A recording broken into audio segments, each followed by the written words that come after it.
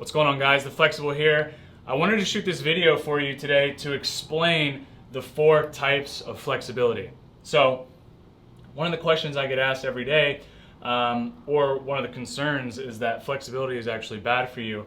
But if you understand what the 4 types of flexibility are, you're going to understand that when most people are talking about flexibility, they're only referring to one piece of flexibility, which is only really a quarter of the puzzle, okay? And that typically flexibility is seen as what we'll talk about in a bit, static passive flexibility, okay? But that's not true. All right, in the literature and in training, when we look at flexibility, what we're talking about is range of motion. When somebody exhibits or displays a certain range of motion, then we refer to that as their flexibility. Whether it be a lot or very little, it's still the individual's flexibility, okay? So there's a lot of acronyms out there. I get asked about different systems and different stretching philosophies all the time, every single day. As you can see here, and we'll discuss in a second a little bit about them. These are kind of the different variations and systems of stretching that you might see, on social media or other people in training textbooks or literature or any of that stuff. And we'll kind of describe them in a bit, and we're gonna make it really easy for you to understand, okay? So when we look at the 4 types of flexibility, we have to ask 2 questions. Question number 1 is the joint moving or is the joint still, okay? Question number 2 is gonna be, is the muscle relaxing or is the muscle contracting?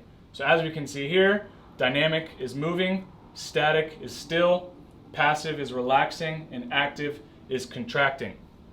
So if we go right here, now we put those together and you're going to get the 4 types of flexibility. Dynamic passive, dynamic active, static passive, and static active. And that's it. That's all there is. In literature, in training, both in, whether I'm working with a client or whether I'm reading PubMed, all flexibility training can be put into these 4 categories, okay? So when we look at the different systems, I have here PNF, Pails Rails, CARS, CR, which is contract relax, active, CRAC, which is contract relax, agonist or antagonist contract, weighted, ballistic, isometric, etc. The list goes on, okay? But if we start to pick these apart, we'll see that no matter what acronym it's given, no matter what philosophy it comes from, it fits into one of these 4 categories, okay? PNF is generally going to be a combination between dynamic passive, because usually PNF is done where a partner or somebody pushes your joint into a range of motion, and then at some point you're actually it's going to turn into a static active, because now you're going to contract against that individual, and then they're going to move your joint into a deeper range of motion. So some of these, depending on it, will also be will bounce back and forth between a couple types of flexibility.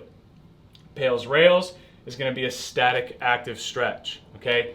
The joint's not moving, but you're actively contracting within that range of motion, okay?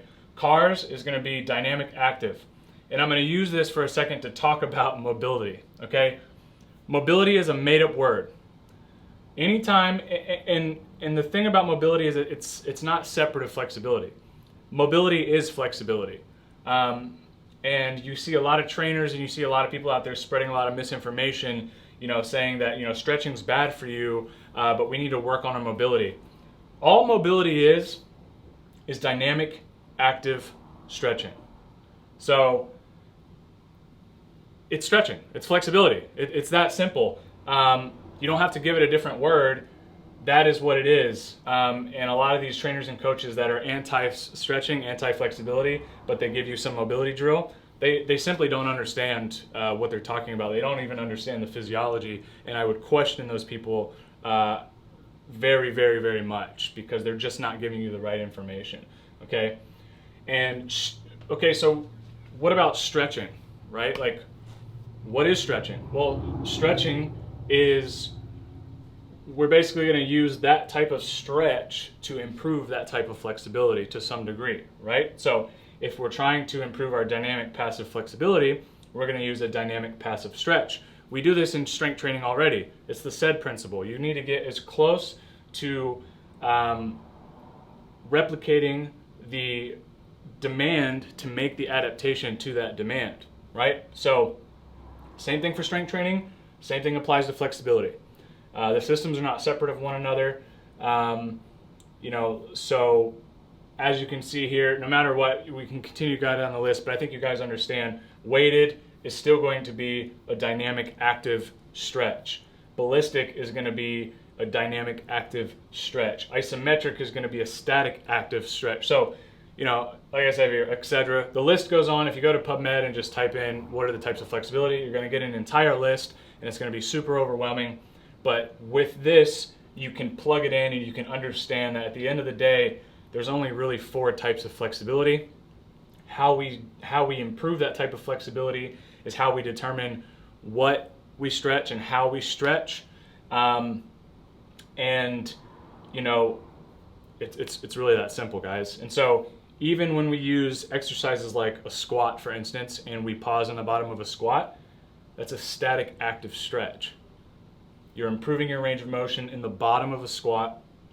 You're not moving if you're paused, but you still have active contractions occurring within the muscle groups of the body. So flexibility is the base of everything.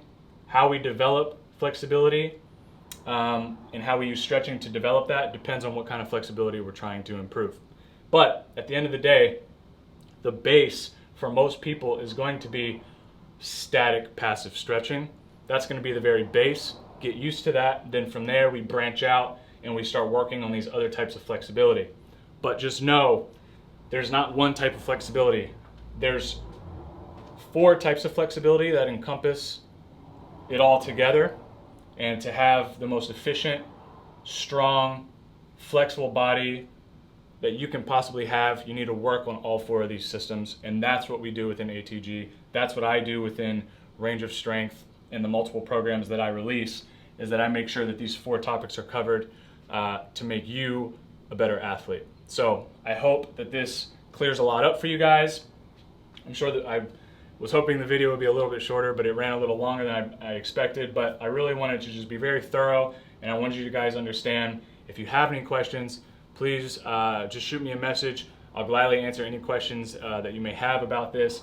But with these things in mind, this is really going to set you up for success and give you the proper understanding of stretching, of flexibility, and how it's going to apply to your training with me here at ATG.